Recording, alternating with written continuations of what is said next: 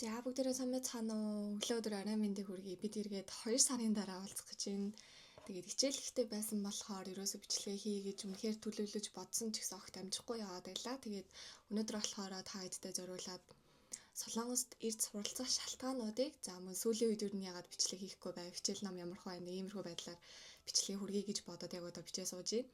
За тэгээд та хэд маань анзарч байгаа бол бичлэг маань жоохон чанартай харагдаж магадгүй. Би камертаа авсан. Тэгээд бас амралт маань ихэлсэн. Тэгэхээр маш олон төрлийн бичлэгүүдээр эвгээд бүгдээрээ уулзаж тааруулсан байна. За тэгэхээр өнөөдрийн гарчигнаас хараад яг анх удаа хэрвээ миний YouTube сувагт орж ирж байгаа л намайг Баццаг гэдэг Сөүлийн сургууль боловсролын удирдлага мэргэжлэр мастер хамгаалж байгаа юм. Оюутан дээрээс нь багш байгаа. Солонгос хэлний багш орчуулагч мэргэжлэр төгссөн болохоос онлайнаар энэ ажлаа хийдэг. За тэгээд маш олон хүмүүс юу надаас асуудаг л да. Тэр ч маань нөгөө солонгос хэлний багш хийдэг болохоор тэгдэг ч юм уу. Хөрхийдүүдээр манаас бүр үнэхээр өдөрт бараг дор аяж 10 20 гэдэг ч юм аа иймэрхүү байдлаар DM-үүд ирдэг. DM-үүд донд их ирж байгаа асуулт нь юу вэ гэхээр солонгост очиж сурвал ер нь ямар вэ? Аюултай юу, аюулгүй юу? Орлоготой юу, орлогогүй байх уу? За тэгээд ер нь хэр ачаалттай вэ гэдэг ч юм иймэрхүү зүйлүүдийг маш их асуудаг. Тэгэхээр нэмсэн иймэрхүү зүйлийг сонирхож байгаа буюу одоо Солонгост магистр, доктор, бакалавр суралцах хүсэж байгаа хүмүүстээ зориулаад энэ видеог хүргэе гэж бодож байна. Тэгэхээр ерөнхийдөө бол Солонгос сурдаг хүмүүсийн хийж байгаа видеонууд маань ихэвчлэн одоо хэлний бэлтгэл төрх ирэх үү, бакалавр төрх хэлсгүү гэдэг ч юм иймэрхүү ерөнхий мэдээллүүдийг хүргэсэн видеонууд аюух байд юм байлээ. Гэтэ би өнөөдөр болохоор энэ удаагийн бичлэгээр та хэдэд үнэхээр яг эрт суралцах шалтгаануудыг нэмсэн цэгцлээд өгөх юм бол илүү одоо зорилгоо биелүүлэхэд нь илүү тусдын болох юм болов гэж бодсон үүднээс нийт 3 шалтгааныг гаргаж ирсэн байгаа. Тэгээ 3 шалтгаантай холбогдолтой өөрийнхөө бас туршлага дээр үндэслээд та хэдтэй яг Солонгост ирж суралцах зорилгыг илүү одоо мотивацжуулсан, бадраасан тийм мэдээллүүдийг хүргэе гэж бодож байна. За тэгэхээр би Солонгост ирээд тийм айхтар бол удаагүй 5-10 жил гэдэг ч юм огт удаагүй. Би Солонгост ирээд одоо яг жил хагас болоод явж байгаа. Магистр оюутан байгаа. Би анх болохоор эрэхтэй засгийн газрын тэтгэлгээр ирсэн. Тэгэхээр одоо л яг 100% суралцдаг, яг full time сурагч гэж хэлж болно. За тэгэхээр миний яг цэгцэлсэн шалтгаануудыг нь харах юм бол ерөөдөө Солонгост ир суралцах хамгийн одоо нэг том шалтгаан гэх юм бол ялцчихгүй тэтгэлэг байдаг. За Солонгос бол тэтгэлэг өгдгөөр ерөөдөө дэлхийд нэлээд алдартай одоо нэлээд нэг дээгүүр байр эзэлдэг улс гэдэг бол бүгдээрээ сайн мэдж байгаа гэж бодож байна. За тэр тусмаа зөвхөн одоо засгийн газрын тэтгэлэг гэхээсээ илүүтэйгээр сангийн тэтгэлэг, за тэгээ байгууллагын тэтгэлэг гэх мэтчлэн маш олон төрлийн тэтгэлгүүд байдаг. За нэмээд одоо topic ono гэж яриад байгаа. Topic ono гэдэг маань одоо IELTS гэж ер нь ойлгож болно. IELTS-тэй нэлээд төстэй шалгалт байдаг солонгос хэлний төвшин дотоогчдод чадварын шалгалт гэж ойлгож болно. Тэгэхээр энэ шалгалтны оноотой юу, оноогүй юу гэдгээс шалтгаалаад одоо бас 10, 20, 30, 40, 50, 60 гэдэг иймэрхүү байдлаар тэтгэлэг аваад явах боломжтой байдаг. За тэр тусмаа магистр, доктор хийж байгаа тохиолдолд бол тэтгэлэг бүр үнэхээр их байдаг. Тэгэхээр ер нь бол тэтгэлэг маш их байдаг учраас хүмүүс илүү их сонгодог байх гэж бас би хувьдаа боддог. За тэгэхээр тэтгэлгээ яг өөрийнхөө одоо байгаа байдал тохируулаад гэдэг ч юм уу те жишээ нь оноогүй байна, IELTS-ийн оноогүй байна, TOEFL-ийн оноогүй байна гэдэг ч юм уу. Иймэрхүү байдлуудаас шалтгаалаад судалж үзэх юм бол ерөөхдөө зүгээр байх гэж бодож байна. Тэгэхээр яг нэгдсэн тэтгэлгийн мэдээллүүдийг хаанаас авах вэ гэдэг сайтыг нь би бас YouTube-ийн бичлэгийн доор description хэсэг дээр линкийг нь байрлуулад өгье. Тэгэхээр та хэд маань ороод ерөөхдөө судлаад үзүүл илүү зүгээр хаа. За тэгэхээр нэгдүгээр шалтгаан бол ялцчихгүй тэтгэлэг.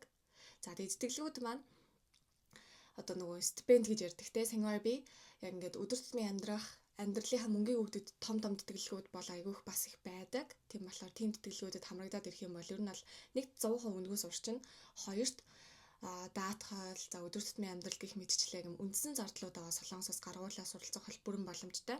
За тэгээ хажуугаар нь хэрвээ магистр докторт мөнгө цуглуулъя, мөнгө хураая гэж бодож байгаа бол ажил их бол ер нь маш их боломжтой цаг завтай байдаг. Гэтэ ранкингаар одоо жишээ нь ямар сургууль байгаа вэ? Сайн сургууль уу, дундад сургууль уу, өдөөний сургууль уу гэдгээс шалтгаалаад жоохон өөр байх ч гэсэн ерөөхдөө бол ажил хийх бүрэн боломжтой байдаг. За тэгэхээр нэгдүгээр шалтгаан маань бол тэтгэлэг бахны.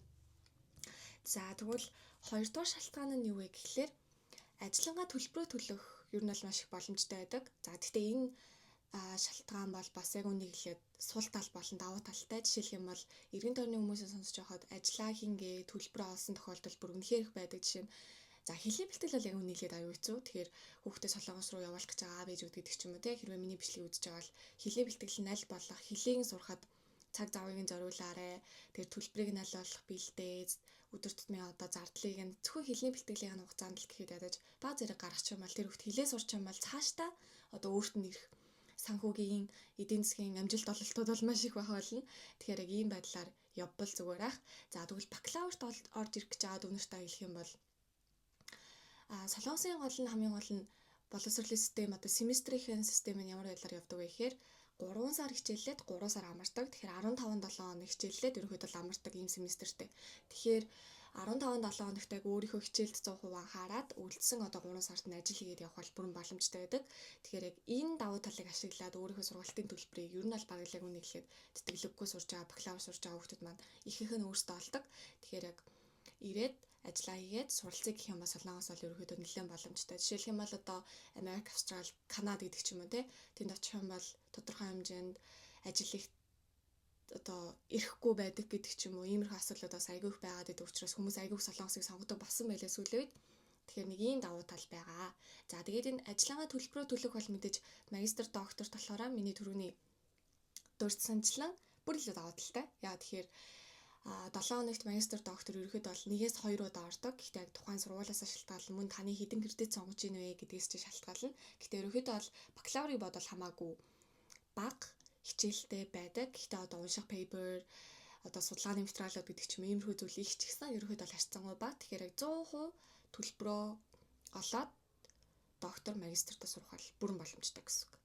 За энэ бол миний ерөөхдөө зэгцэлсэн яг ерөнхий байдлаар зэгцэлсэн 2 дахь шалтгаан байгаа. За 3 дахь нь юу вэ гэхээр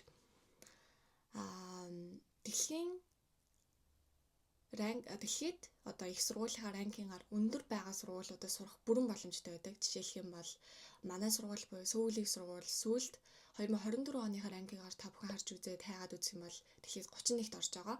Тэгэхээр яг ийм дэлхийн боловсролыг босоод одоо Америк, Австрали, Канада гэх мэтчлэн улсуудыг бодвол арай жоохон бага төлбөрөөр эзэмших боломжтой гэдгээр ер нь бол надад айгүй давуу талтай санагддаг.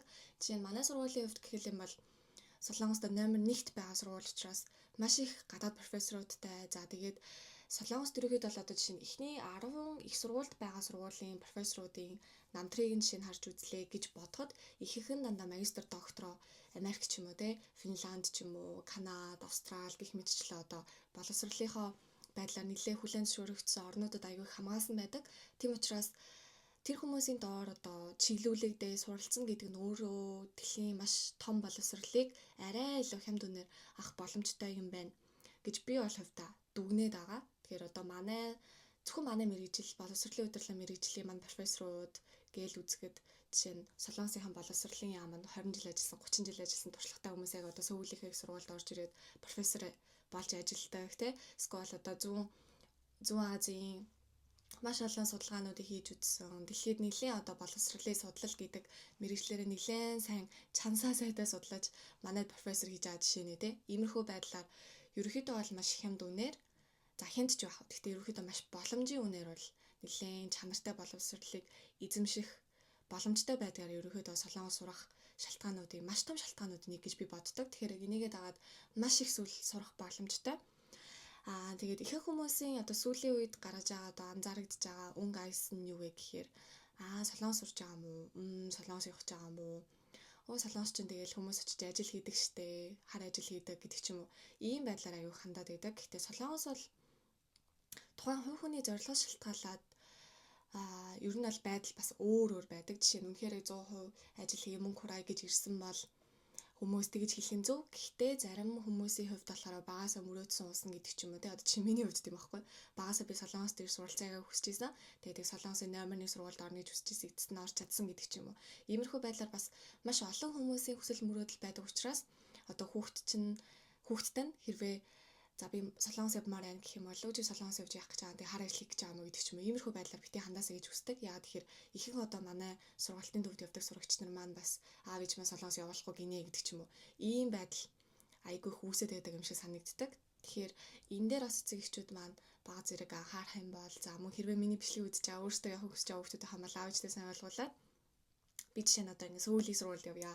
Би ингэ номер 1-т ордог сургуульд явъя. Энэ сургуулиуд чинь бүр Америкийн сургуулиудаас илүү ранг өндөртэй юм байна гэдэг ч юм уу. Иймэрхүү байдлаар тайлбарлах юм болоос би чинь ойлгоод илүү одоо явуулахад нь төхөн байх юм болоо гэж бодож байна.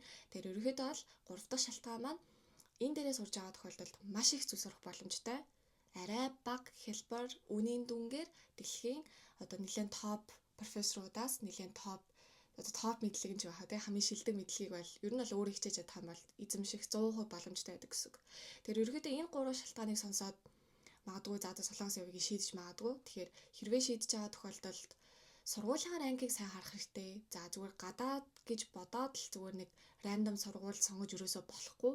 Чи яг тухайн мэрэгжилчин тэр одоо уустаа тий ранкингараа хідэд орж ийн, ранкаараа хідэд орж ийн. За ямар профессор байдаг юм байна, хэдэн жилийн ямар ажлын туршлагатай профессор байдаг юм байна гэдэг ч юм уу. Иймэрхүү байдлаар бага зэрэг судалж үзэх юм бол та хэдэд маань илүү дөхөн. За тэгээд та хэдэд маань эзэмшиж байгаа боловсрол юу нь бол илүү одоо үнцэнтэй болох боломжтой гэсэн үг. Тэр би бол хувьяасаа сүүлийн 1 жил хагас солонгос суралцахтаа эдгээр зүйлүүдийг юу нь бол маш их ажиглалаа. Тэгэхээр та хэдэд маань бас хэрэгтэй байхах гэж бодож байна. Тэгэхээр эхнээс нь ярьсан зүйлээ эхнээс нь нэг удаа зэгцлээ та хэдэд хүрэх юм бол нэгт тэтгэлэг их учраас эрс суралцах хамгийн гол шалтгаануудын нэг, хоёрт болохоор ажиллагаа төлбөрөө төлөх боломжтой. За тэгээ энэ дээр нэмж хэлэх юм бол 5 дахьтай амьдрах юу нь бол нэлээд боломжтой ус байгаа. За 3-т болохоор дэлхийн маш шилдэг боловсролыг одоо дэлхийн өндөр боловсролыг дэлхийд хүлээн зөвшөөрөгдөж байгаа боловсролыг арай хямд үгнээр Азийнхаа орноос ерөнхийдөө бол ахуй солонгос нэлээд туслана. За гэхдээ мэдээж энэ бол ранг тухайн сургуулийн ранг профессорууд тухайн сургуулийн одоо чадамжаас шалтгаална гэсэн. Тэр иймэрхүү зүйлүүдийг та хэд маань хуваараа бэлдээд үзэх юм бол солонгос дээр суралцах бол миний бодлоор сүүлийн нэг жил хагас бодож байгаа бодлоор бол үнэхээр амьдралтаа нэг удаа л ирж суралцах хэрэгтэй уусан юм байна гэж бодсон яа. Тэгэхээр солонгос хүмүүс үнэхээр хичээлийг бүр үнэхээр галзуу хийдэг. Бүр яг одоо чинь чанарыг өндөр түвшинд гэж үгээр одоо боловсролыг дүүцүүлж ярьдаг байлаа. Тэр тийм хэмжээнд үнэхээр сайн байдаг. Тэгээ би яг тийм хүмүүстэй одоо жишээ нь хамт суралцж байгаа үүднээс маш их зүйлийг хувьдаа сурч байгаа гэж бодож байгаа. Тэгэхээр магадгүй миний амьдралтаа хөгжиж боловсрч байгаа хамгийн шилдэг жилүүдийн нэг болсон өнгөрсөн жил маань шинэ 2024 оны үед. Тэгэхээр та хэд маань ч гэсэн ирээд яг одоо энэ хүүхдүүдээс авахыг нь аваа, сурахыг нь сураад явах юм бол өөрийн чинь хувь хүний хөгжүүлэлт алстаа одоо Монгол улсын маань ирээдүйн хөгжүүлэлт ч гэсэн нэлээд хөв нэмэр оруулж чадах хаа гэж бодож байна. За тэгээд 2 сар бичлэг хийхгүй жаа жоохон том сэдв аваад ярьчлаа. Гэхдээ удахгүй бас тааддаг юм ярьдаг болон одоо нөгөө хүргэлтэй видео маань мартсан байж магадгүй. Гэхдээ мартаа бол удахгүй бас хийгээд оруулах гэж бодож байгаа. За тэгэхээр хамгийн сүүлд нэг жижиг зүйл хийхэд одоо солонгос сурах, солонгостой холбогдолтой зөвлөгөө авах гэдэг ч юм уу иймэрхүү зүйлүүд авах юм бол манай Хөөрхий education руу бичээд мэдээлэл аваад зөвлөгөө аваад ганцаарсан зөвлөгөөний цагуудаас авах боломжтой байдаг болохоор цэцгэлэгний мэдээлэл, за ер нь яаж алхмаа эхлүүлэх үү гэдэг ч юм уу иймэрхүү зүйлүүдэд асуугаад явах боломжтой. За мөн цаашлаад онлайн сургалтуудад маань хамрагдах боломжтой байгаа шүү.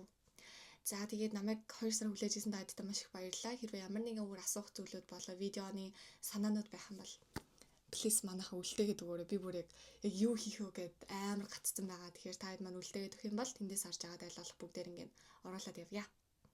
За ингээд өнөөдрийн маань бичлэгтэй хамт байсан баярлалаа. Би жоохон хурдан ярьдаг. Тэгэхээр хитрхи хурдан байсан бол голд нь жоохон зогсоогоод ч юм уу эсвэл жоохон удаашруулад үзвэл нэлээ хэрэгтэй мэдээллүүд байсан байхаа гэж найдаж байна. Тэгээд өнөөдрийн маань видеотой хамт байсан баярлалаа. Бүгдээрээ дараагийнхаа видеоор уулзцгаая.